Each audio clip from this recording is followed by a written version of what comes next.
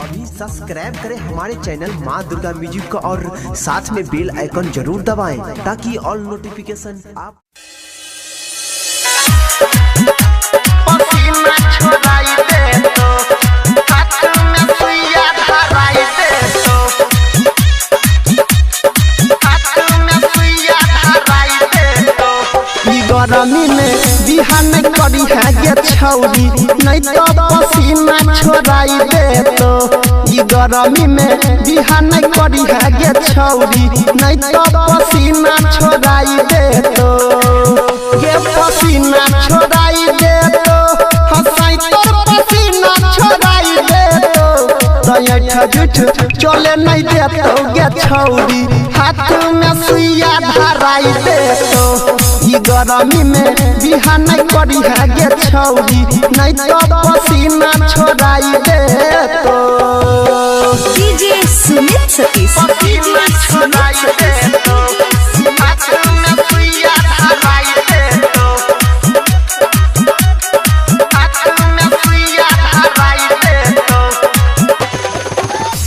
तो झाइर दे तो देह के गरमी तोरा बने के पड़तौ बेशरमी गे छड़िया बने के पड़तौ बेशरमी तो झाइर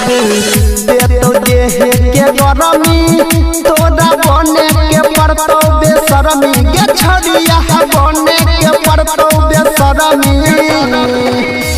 तो रात भर सुते नहीं दे तो गे छौरी पकड़ के है जोश चढ़ाई दे तो ई गरमी में बिहान करी है गे छौरी नहीं तो पसीना छोड़ाई दे तो